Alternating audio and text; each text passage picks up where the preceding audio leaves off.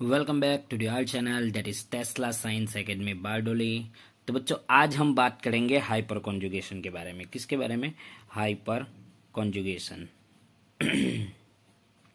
तो बच्चों hyper conjugation सबसे पहली बात की वो कहाँ देखने को मिलता है। तो सबसे पहले हम लिखेंगे possible compound for hyper conjugation कि हाइपर कॉन्जुगेशन हमें किस में देखने को मिलता है। तो हम पहले लिख लेंगे possible compounds for hyper conjugation. So possible compound कौन कौन से होंगे वो पहले बात करेंगे। तो सबसे पहले अगर हम बात करें तो पहला जो पॉसिबल कंपाउंड होगा हमारा वो होगा कार्बोकैटायन। कौन सा होगा? कार्बोकैटायन। तो इसे हम लिख लेंगे कार्बोकैटायन। दूसरा हमारा पॉसिबल है फ्री रेडिकल। कौन सा है? Free radical. थर्ड वन होगा हमारा एल्कीन। यानी कि ये तीन के अलावा कोई भी कंपाउंड में हमें हाइपर कॉन्जुगेशन देखने को नहीं मिलेगा। राइट। तो हमारे पास से carbocation, free radical and alkene है। राइट। चलिए, लेकिन इसके लिए कुछ टर्म्स एंड कंडीशन है। राइट। तो ये तीनों में क्या होना चाहिए? तो टर्म्स एंड कंडीशन कुछ ऐसी है, जैसे कि बात करते हैं हम कार्बोकैटायन। राइट। देन बात करते हैं अगर हम फ्री रेडिकल के बारे में। देन थर्ड वन है हमारा एल्कीन। क्या है बच्चों? एल्कीन है। तो ये तीनों में एक कंडीशन ऐसी है कि फॉर हाइपर कॉन्जुगेशन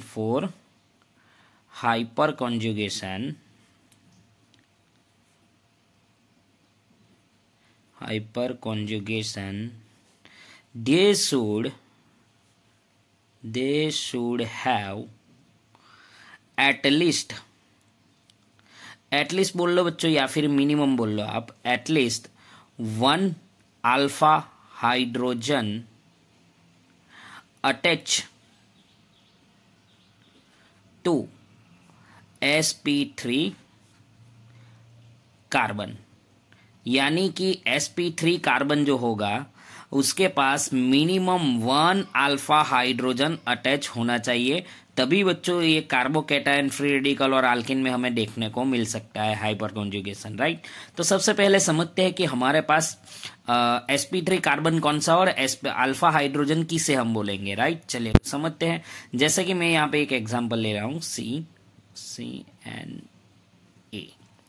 1 2 3 4 5 6 7। राइट। तो जैसे कि बच्चों मैंने यहाँ पे ये लिखा है ए का मतलब होता है एक्टिव सेंटर। क्या होता है? एक्टिव सेंटर, जहां पे फंक्शनल ग्रुप प्रेजेंट हो, या फिर यहाँ पे हम बात करेंगे जहां पे फ्री रेडिकल होगा, कार्बोकैटायन होगा, जहां पे एल्कीन होगा। जब हम एग्जांपल समझेंगे तो और ज्यादा पता चलेगा। राइट। तो अगर हम बात करेंगे एक्टिव कार्बन के एक्टिव साइट एंड सेंटर के साथ जो भी कार्बन है इसे हम बोलेंगे अल्फा कार्बन, उसके नेक्स्ट कार्बन को बोलेंगे हम बीटा, उसके नेक्स्ट कार्बन को हम बोलेंगे गैमा। तो जैसे कि बच्चों यहाँ पे हाइड्रोजन प्रेजेंट है सब जगह पे। राइट। तो हम बोल सकते हैं कि अल्फा कार्बन के साथ जो भी हाइड्रोजन अटैच है इसे हम बोलेंगे अल्फा हाइड्रोजन। ये भी होगा हमारा अल्फा हाइड्रोजन, ये होगा बीटा हाइड्रोजन, ये होगा बीटा हाइड्रोजन, ये होगा हमारा गैमा हाइड्रोजन, ये होगा गैमा, और ये और एक होगा गैमा। राइट। तो बच्चों जैसे कि अल्फा हाइड्रोजन कैसे आइडेंटिफाई कर सकते हैं वो हमें पता चल गया है। और हमारी कंडीशन क्या है? Hyperconjugation they should have at least 1 alpha hydrogen attach to sp3 carbon. यानी कि ये जो कार्बन है वो sp3 होना चाहिए, उसके साथ जो हाइड्रोजन अटैच है वो मिनिमम 1 तो होना ही चाहिए, तभी ये हमें पॉसिबल देखने को मिल सकता है। तो चलिए बच्चों आगे बढ़ते सीधे एग्जाम्पल की ओर।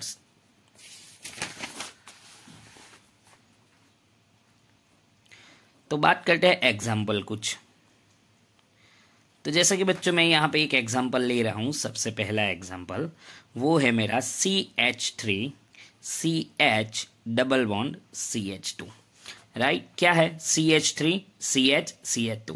हमने क्या देखा कि अल्फा हाइड्रोजन होना चाहिए, और वो जो कार्बन होना चाहिए वो कैसा होना चाहिए? हमारा अल्फा sp3 हाइब्रिडाइज्ड कार्बन होना चाहिए। यस और नो? सबसे पहले आइडेंटिफाई करते हैं कि इसके अंदर हाइपर कॉन्जुगेशन देखने को मिलेगा कि नहीं मिलेगा। तो हमारी टर्म्स एंड कंडीशन है क्या है? एक तो पहला कार्बोकैटायन में हमें देखने को मिल सकता है। राइट। देन फ्री रेडिकल होना चाहिए, या फिर आल्कीन होना चाहिए। क्या होना चाहिए? आल्कीन होना चाहिए। तो क्या बच्चों यहाँ पे आल्कीन है? यस, डेफिनेटली है। तो इसको हम बोल लेंगे हमारा एक्टिव सेंटर। अब एक्टिव सेंटर के साथ जो कार्बन अटैच है, क्या वो sp3 हाइब्रिडाइज है? डेफिनेटली sp3 हाइब्रिडाइज है। दैट मीन्स इसके साथ क्या है? अल्फा हाइड्रोजन प्रेजेंट है। ये अल्फा कार्बन होगा तो ये अल्फा हाइड्रोजन होंगे। दैट मीन्स ये हमारा कंपाउंड जो है हाइपर कॉन्जुगेशन शो कर सकता है।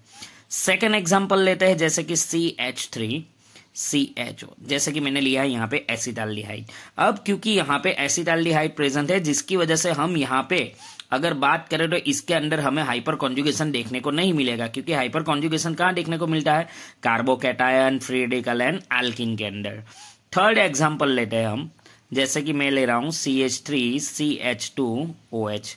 तो बच्चों क्या इसके अंदर हाइपर कॉन्जुगेशन देखने को मिलेगा? नहीं मिलेगा, क्योंकि यहाँ पे भी कोई कार्बोकैटायन, फ्री रेडिकल और एल्कीन नहीं है।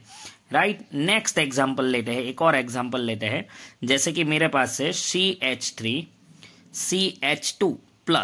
तो क्या ये कार्बोकैटायन है? तो कार्बोकैटायन यानी कि ये एक्टिव साइट हो गई। उसका नेक्स्ट कार्बन sp3 हाइब्रिडाइज है। यस, डेफिनेटली sp3 हाइब्रिडाइज है। Yes, okay. तो इसके साथ जो हाइड्रोजन है, यानी कि अल्फा कार्बन के साथ हाइड्रोजन प्रेजेंट है, मिनिमम 1 होना चाहिए, यहाँ तो 3 प्रेजेंट है। दैट मीन्स ये हमारा कंपाउंड जो है वो क्या दिखा सकता है? Hyper conjugation. एक और एग्जाम्पल ले लेते हैं बच्चों, चलिए। Next example, that is CH3 CH2-। अब देखो ये बच्चों कार्बोकैटायन था, ये कार्बो एनायन है, यानी कि कार्बो एनायन जो है वो हाइपर कॉन्जुगेशन नहीं दिखाता है। राइट, क्योंकि ये एनायन है। चलिए next example, CH3 then CH2 free radical. Right, यानी कि ये फ्री रेडिकल है। तो हमारी डेफिनेशन और कंडीशंस के हिसाब से क्या है? फ्री रेडिकल होना चाहिए, कार्बोकैटायन होना चाहिए, अल्कीन होना चाहिए। तो ये हो गया हमारी एक्टिव साइट हो गई और फ्री रेडिकल है। दैट मीन्स इसके पास एक कार्बन है जो sp3 हाइब्रिडाइज है, और वो जो अल्फा कार्बन है वो कैसा है? अल्फा हाइड्रोजन के साथ अटैच है। दैट मीन्स ये हो गया हमारा कंपाउंड जो दिखा सकता है हाइपर कॉन्जुगेशन। अब बात करते हैं बच्चों स्टेबिलिटी के बारे में। स्टेबिलिटी क्या होती है? राइट, तो चलिए स्टेबिलिटी की बात करते हैं अब।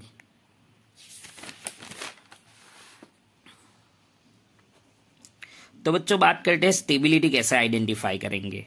राइट, तो स्टेबिलिटी आइडेंटिफाई करना है तो चलिए एक एग्जांपल लेते हैं सबसे पहले, कि suppose we have CH3 CHH, carbocation है। चलो हाइपर कॉन्जुगेशन दिखाएगा, वैसे ही कंपाउंड लेने पड़ेंगे क्योंकि हमें इसी के अंदर तो आइडेंटिफाई करनी है।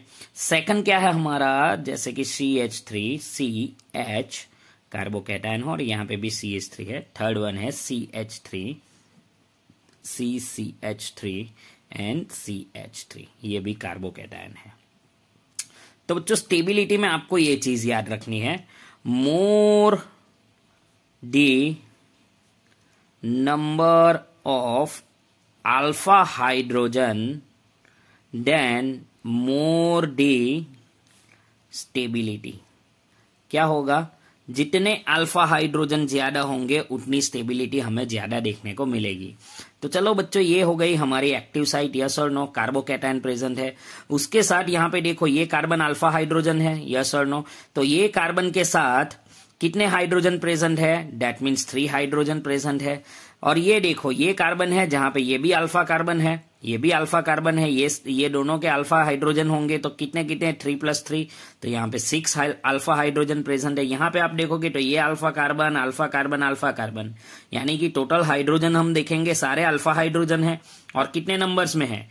9 नंबर में होंगे, 3 + 3 + 3, राइट। सो यहाँ पे क्या बोला? मोर the number of alpha hydrogen more the stability, यानी कि यहाँ पे ये 9 नंबर होगा, उसकी स्टेबिलिटी सबसे ज्यादा होगी। चलिए एक और एग्जांपल लेते हैं। अब अल्कीन जैसा कुछ एग्जांपल लेते हैं तो पता चलेगा। CH11CH, यहाँ पे लेते हैं CH3, यहाँ पे लेते हैं CH3, राइट। दूसरा एक एग्जांपल लेते हैं C11CH CH3 देन CH3 और CH3। अब देखो बच्चों ये हो गई हमारी एक्टिव साइट, ये कार्बन है, इसके साथ एक अटैच है, ये भी अल्फा है, ये भी अल्फा है। तो यहाँ पे अल्फा हाइड्रोजन नंबर कितने हुए? 6। यहाँ पे ये भी अल्फा कार्बन है, ये भी अल्फा है और ये भी अल्फा है, क्योंकि एक्टिव साइट हमारी अल्कीन की बन रही है, यस और no. So total number of hydrogen 9। So that's why more the number of alpha hydrogen with sp3 hybridized carbon then the stability is more, right. So यहाँ पे ये फिनिश होता है हमारा हाइपर कॉन्जुगेशन। सो बच्चों, आज का हमारा वीडियो आपको पसंद आया है तो प्लीज़ लाइक कीजिए, शेयर कीजिए एंड सब्सक्राइब कीजिए। Thank you.